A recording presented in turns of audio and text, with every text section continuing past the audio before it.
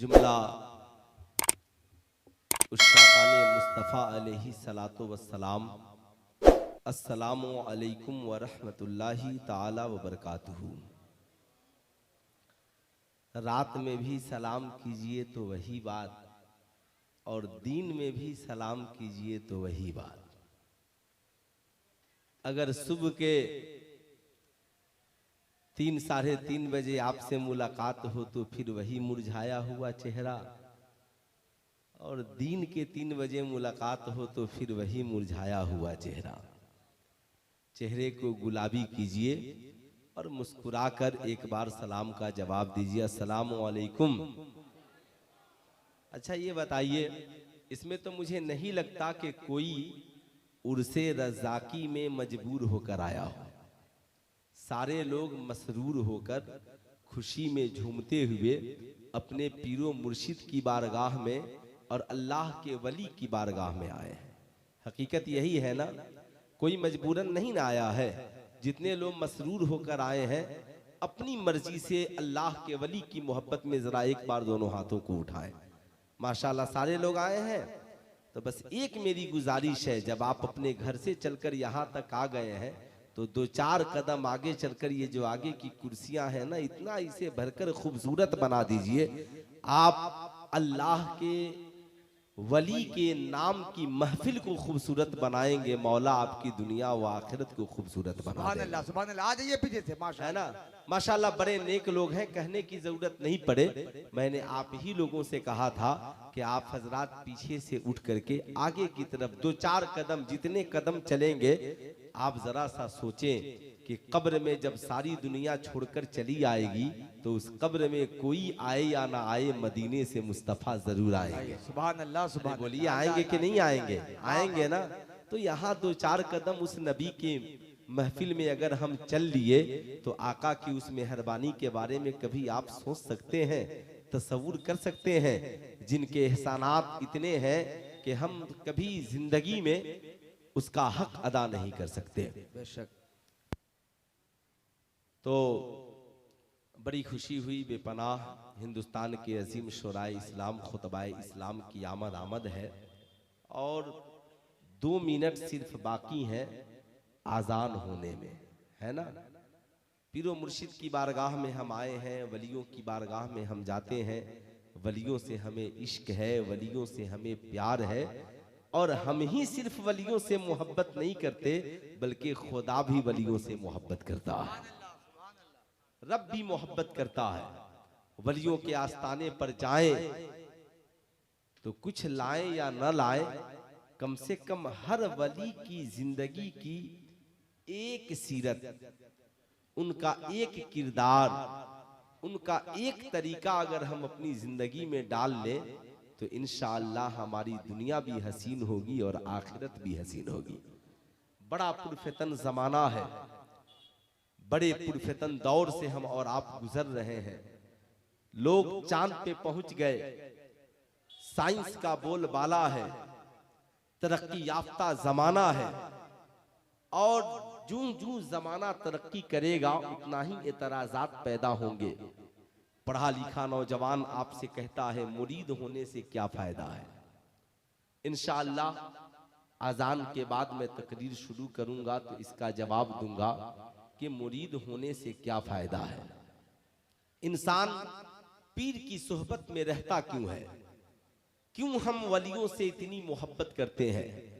वलियों की बारगाह में हाजिरी क्यों जरूरी है? इंसान वलियों की बारगाह में क्यों जाता है? हजरत ख्वाजा गरीब नवाज क्यों अपने पीरो मुर्शिद की गेठरी को लेकर 20 साल तक पीछे पीछे घूमते रहे? क्यों सरकारे सुरकाही के दीवाने, उनके खुलफा उनके पीछे पीछे चलते रहे? क्यों आला हजरत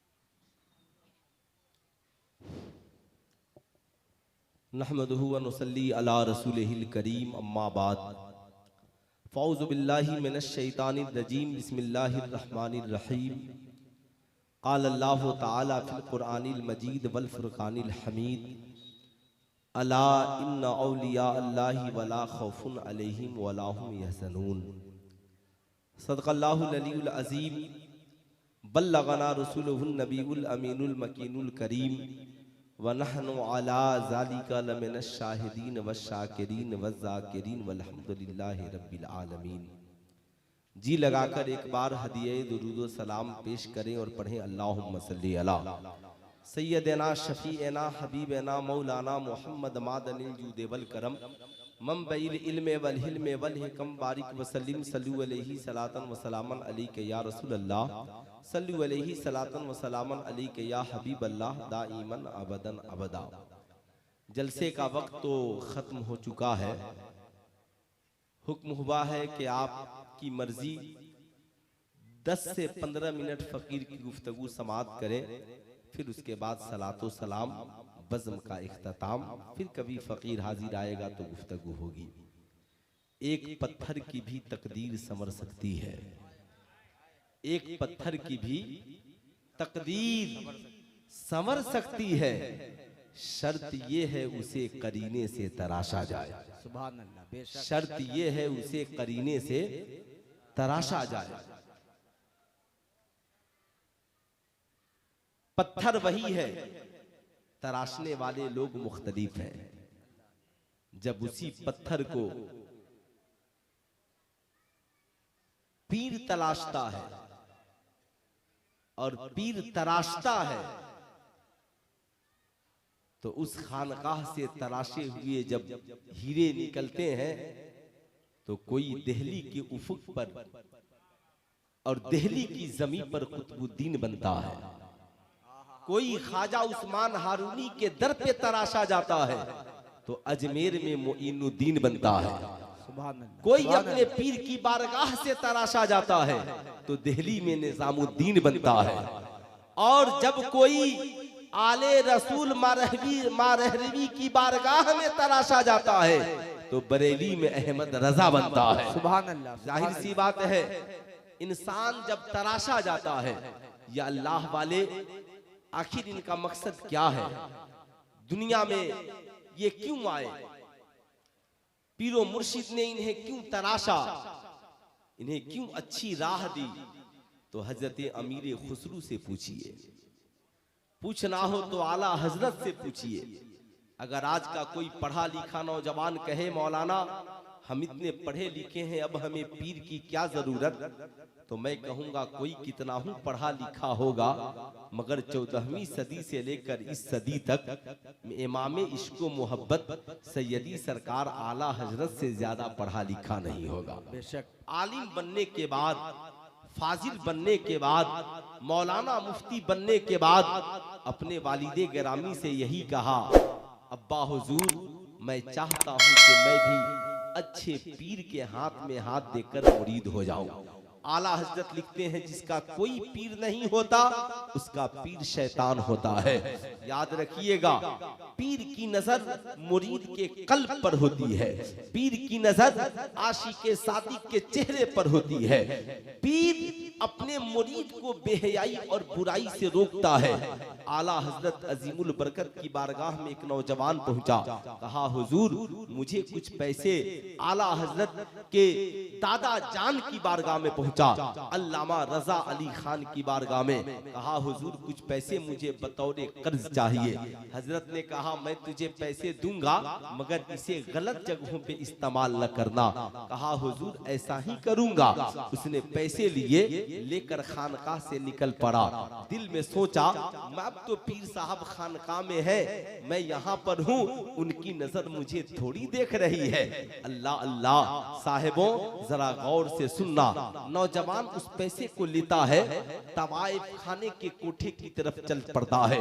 जो ही तवाइफ खाने के कोठे की तरफ पहुंचा और उसकी दहलीज पे कदम रखा, क्या देखता है, मैं तो बाद में पहुंचा हूं, हजरत अल्लामा रजा अली खान का आसा और उनकी जूती मुबारक मुझसे पहले से मौजूद है। कहा जनाब मैं यहाँ पे आ जाऊं? हजरत अजीब मामला है, हजरत की जूती पहले से मौजूद है, लगता है आज मेरा यहाँ पे आना मंजूर नहीं है। वापिस चला जाता है। बताने का मकसद ये है कि अल्लाह का वली जानता है मेरा मुरीद करना क्या चाहता है। साहब ये अल्लाह वाले मुरीदों को बेहयाई से रोकते हैं, मुरीदों को बुराई से रोकते हैं, यही उनकी जिंदगी का मकसद है। शराबी आए नमाजी बना दिया, जुआरी आए नेकोकार बना दिया, सूद खाने वाले आए रिज़्क़े हलाल खाने वाला बना दिया, माँ बाप के नाफरमान आए माँ बाप से मोहब्बत करने वाला बना दिया, पेशानियां सजदों से आवारा थी सजदा करने वाला बना दिया।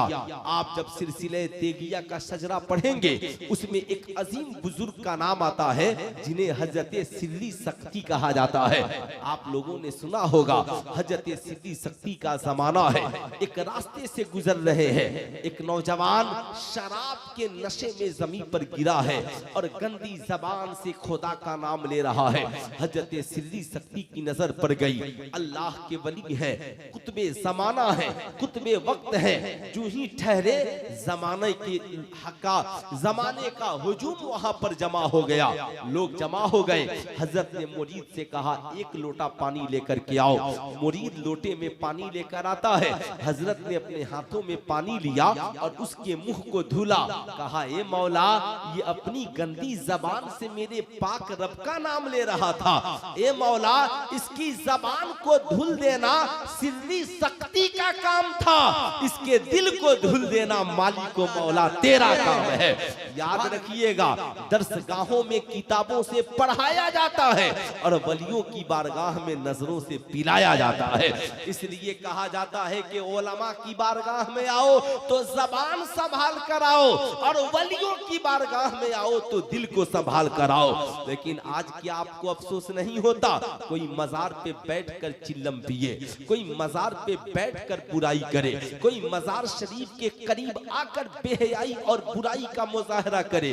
वो क्या समझता है ये अल्लाह वाले हमसे खुश हैं और ये अल्लाह वालों की नजरें नहीं देख रही है। सुल्तान रजा कहना चाहेगा, साहब जब मजार शरीफ पर आओ वो काम करो जो तेरे पीर को पसंद है, वो काम करो जो अल्लाह के वलियों को पसंद है। अब ईमानदारी से बताइएगा, फैसला आपको करना है, अल्लाह के वलियों को पसंद क्या है।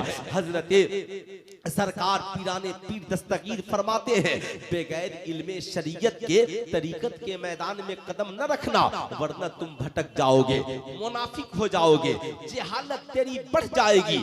ऐसा ना हो कि तुम तकवे के तकब्बुर में आकर गुमराह हो जाओ। इसलिए हर पीर और हर वली खानकाह में पहले इंसान के दिल की सफाई करता है और कहता है अपने आप को कभी बड़ा न समझना, अपने आप को कभी तकब्बुर में न डालना।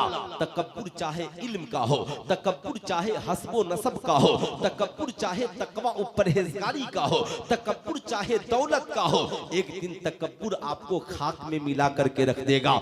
आप बहुत बड़े इल्म वाले हैं मगर तकब्बुर है तो आपके नीचे वाले कहेंगे इल्म तो है मगर इंसान अच्छा नहीं है। आप बहुत बड़े डॉक्टर हैं मगर आपके पास तकब्बुर है, लोग कहेंगे बहुत बड़ा डॉक्टर है मगर जबान ठीक नहीं है। आप बहुत बड़े हाजी साहब और नमाजी साहब हैं, जमाने में कहते फिरते हैं गांव में मुझसे पहले किसी ने हज नहीं किया था, देखो मैंने तन्हा हज किया है, मैं मस्जिद में जाता हूँ, मेरे अलावा मस्जिद में कोई आजान देने वाला नहीं है। सुल्तान रजा कहना चाहेगा ना, खुद भी आजान दीजिए, दूसरों को भी आजान देने के लिए मस्जिदों तक लेकर आइए, खुद भी नमाज पढ़िए, दूसरों को भी मस्जिदों तक नमाज पढ़ने के लिए लेकर आइए। हजरत हजरत बायजीद बुस्तामी का जमाना है। हजरत बायजीद बुस्तामी ने पूछा अपने मुरीदों से, बताओ आजकल मुक्तदियों की तादाद मस्जिद में क्यों कम हो गई है?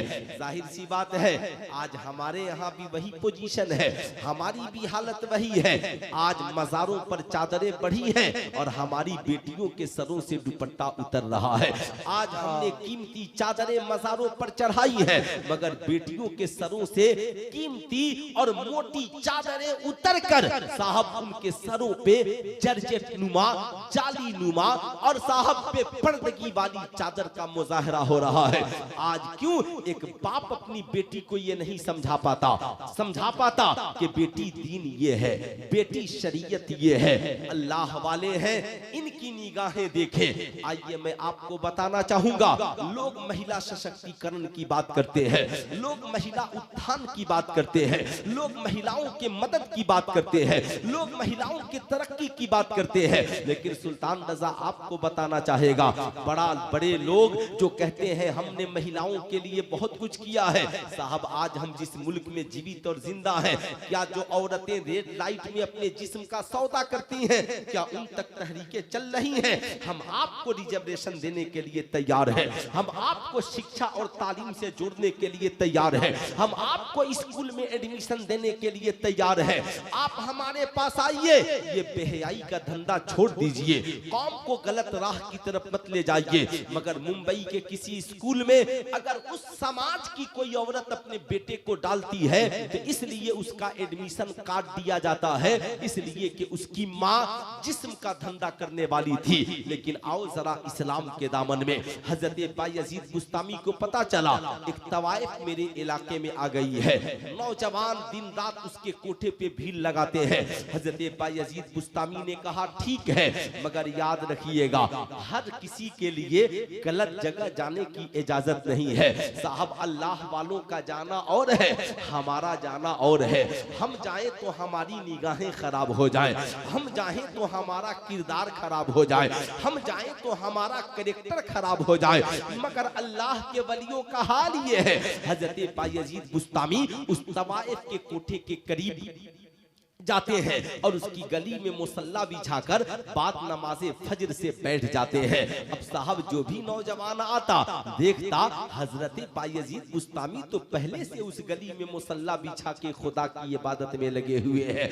नौजवान वापिस चले जाते। अब वो तवाइफ इंतजार करती रही। शाम का वक्त हुआ, अपनी खादिमा से उसने कहा सुनो सुनो, ये बताओ क्या बात है, आज कोई मेरा आशिक और दीवाना मेरे कोठे पर नहीं आया। तवाइफ की खादिमा नीचे आती है और जाकर कहती है सुन रही हो, आज कोई तेरे पास कैसे आता? इस इलाके के सबसे बड़े आलिम, अल्लाह के वली, अल्लाह के मुकद्दस वली हजरत बायजीद बुस्तामी ने आज बाद नमाज़े फजर से ही तेरी गली में मुसल्ला बिछा दिया है। तवाइफ ने कहा जाओ और जाकर के बायजीद से कहो तवाइफ की गली में अल्लाह के वली का क्या काम है। गौर से सुनेंगे, तवाइफ की गली में अल्लाह के वली का क्या काम है। आई उसने कहा हुजूर, गुनहगार आए मामला समझ में आता है, ज़िनाकार आए मामला समझ में आता है, शराब खार आए, बादा खार आए मामला समझ में आता। हुजूर आप तो अल्लाह की मोहब्बत में मस्त रहने वाले, आप मस्जिदों में नमाज पढ़ने वाले, आप मेरी गली में आ गए, मेरा तो सारा कारोबार बंद हो गया, मेरा सारा मामला खत्म हो गया। हजरत बायजीद बुस्तामी ने कहा जाकर अपनी मालकिन से कह दो बायजीद मिलना चाहता है, जितने पैसे लोग देते हैं बायजीद तनहा देने के लिए तैयार है। उसने कहा ठीक है, बायजीद बुस्तामी को बुलाया जाए। हजरत बायजीद बुस्तामी तशरीफ ले गए। कहा बता तू करती क्या है? कहा लोग मुझे पैसा देते हैं और पैसा देने के बाद जो मुझसे फरमाइश करते हैं मैं वो काम करती हूँ। याद रखना बहुत सारी आज समाज में जहाँ पर है, मैं जहाँ तक अपनी बात पहुँचाना चाहता हूँ इंशाअल्लाह खुदा ने चाहा तो वहाँ तक मेरी बात पहुँचेगी। आज मॉडर्न जमाने में भी इस किस्म की लड़कियाँ कॉलेज की दुनिया में, स्कूल की दुनिया में जी रही हैं, जो चंद रोजा अय्याशी भरी जिंदगी के लिए चंद रोजा ऐशो इशरत के लिए अपने हुस्न को हुस्न नहीं समझा, अपनी इज्जत को इज्जत नहीं समझा। मगर सुनो, अल्लाह के वली की बारगाह में हम हाजिर हैं। हज़रत बायजीद बुस्तामी ने कहा, ठीक है मैं पैसा देने के लिए तैयार हूँ, लेकिन मैं जो कहूँगा वो तुझे करना होगा। कहा हुजूर करने के लिए तैयार हूँ। कहा तुम्हें जितना पैसा लेना है ले लो, ये पैसे तुम्हारे पास है। थैले से एक कपड़ा निकाला और कहा इस कपड़े को लो, जाओ गुस्ल करके पहन के चले आओ।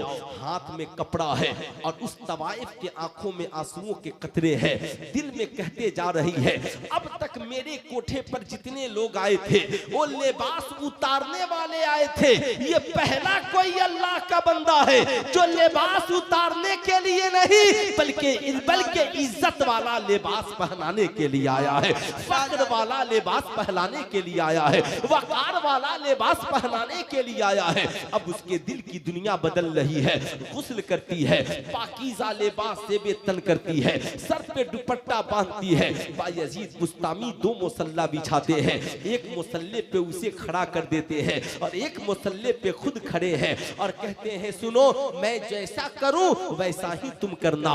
मैंने पैसे दे दिए। कहा हुजूर आज मुझे समझ में आया कि औरत का मकाम क्या है, औरत की इज्जत क्या है। मैं समझती थी दुनिया में दौलत ही सब कुछ है, मैं समझती थी ये हुस्नो जमाल को सजा संभाल लेना ही सब कुछ है, मैं समझती थी ये जाहो हशमत ही सब कुछ है। मगर हुजूर आज पहली बार समझ में आया कि नमक रोटी खाकर भी बाइज्जत जिंदगी गुजारने का मजा ही कुछ और है, लुत्फ ही कुछ और है। हजरत बायजीद बुस्तामी मुस्कुराते हैं, कहते हैं बस मैं जैसे करूं वैसे तुम करना। खड़े हो गए, नमाज की नियत बांधी, उसने नियत बांध ली, कयाम किया, रुकू में गए, रुकू में गई, सजदा किया, सजदा किया, दुआ के लिए हाथ उठाते हैं। मालिको मौला सर झुका देना मेरा काम था, इसके दिल की दुनिया को बदल देना मौला तेरा काम है। साहब जो ही नमाज से फारिग हुई, उसने कहा बायजीद आपको इतना बड़ा किरदार किसने सिखाया? कहा ये किरदार किसी और ने नहीं सिखाया, ये किरदार मुझे मेरे मुस्तफा ने सिखाया है, आमिना के लाल ने सिखाया है। मुसलमान की जो परिभाषा और तारीफ कुरान ने जो बयान किया है वो ये बयान किया, कुंतुम खैरा उम्मतिन उखरिजत लिन्नास तामरूना बिल मारूफ व तनहौना अनिल मुनकर, तुम ही सबसे बेहतरीन उम्मत हो। अल्लाह ने तुझे लोगों में से चुन लिया है ताकि तुम लोगों को अच्छाई का हुक्म दो और बुराई से रोकते हुए नजर आओ। मैंने सोचा रब ने जो कुरान में करने के लिए कहा है आज वो पैगाम मैं तेरे तक लेके पहुंच गया हो। उसने कहा हुजूर जब आप इतने अच्छे हैं तो मुस्तफा जाने रहमत कितने अच्छे होंगे। हुजूर मैं गुनाहों से तौबा करती हूँ, आज के बाद जना नहीं होगा, आज के बाद बादे खाने की महफिल नहीं सजेगी, आज के बाद नाच गाने की महफिल नहीं सजेगी। हुजूर ऐलान कर दिया जाए आज से मैंने पारसाई का लिबास ज़ेबे तन कर लिया है। साहब फिर जमाने ने देखा जो औरत बायजीद बुस्तामी के महल्ले में तवाइफ बनकर आई थी, बायजीद बुस्तामी की अदनासी सोहबत ने, थोड़ी सी अदनासी सोहबत ने साहब सिर्फ उस औरत को गुनाहों से तौबा ही नहीं कराया बल्कि वक्त का वलिया कामिला बना दिया। साहब जो दुआएं करती कबूल हो जाता। इसलिए साहब याद रखिए हम गुनाहों का बोझ लेकर आते हैं, कौन गुनाहगार नहीं है? मैं हूं, आप हो या कोई हो, हम सब गुनाहगार हैं। साहब कहां कहां खताएं हम करते हैं। अगर रात की तन्हाई में बैठकर हम इसका हिसाब करें ना तो कागज कम पड़ जाएंगे मगर हमारे गुनाह बढ़ जाएंगे। रात की तन्हाइयों में ये दुआ करें, मौला मैं गुनाह करता रहा मगर तू मेरे ऐबों पे पर्दा डालता रहा। ए मौला मैं गुनाहों में मुलविस रहा मगर तू मेरे ऐबों पे पर्दा डालता रहा।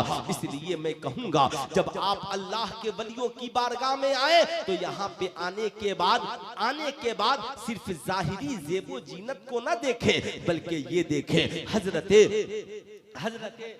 सूफी मोहम्मद अब्दुल रज़्ज़ाक़ तेगी अली रहमा व रिज़वान कही सुबह कैसी थी, उनका शाम कैसा था, उनका किरदार कैसा था, उनकी जिंदगी जीने का सलीका कैसा था।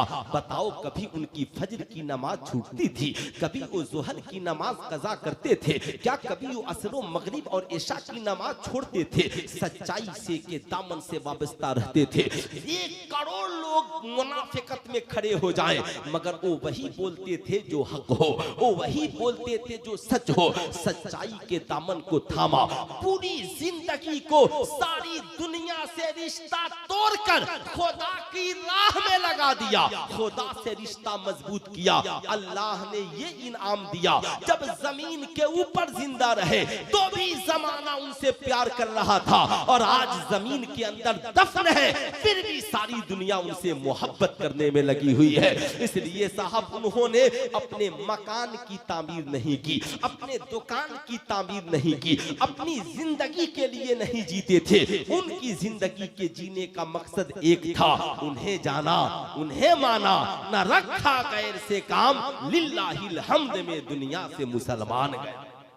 इसलिए जब अल्लाह के वलियों की बारगाह में जब आप आए तो यहाँ से कुछ न कुछ उनके नमाज का तरीका, उनका हुस्न इखलाक, उनका किरदार जरूर लेकर जाएं। कम से कम ये सोचे, मेरा पीर 5 वक्त नमाज पाबंदी से पढ़ता था, कम से कम हम एक ही वक्त से शुरू करें, 2 ही वक्त से शुरू करें।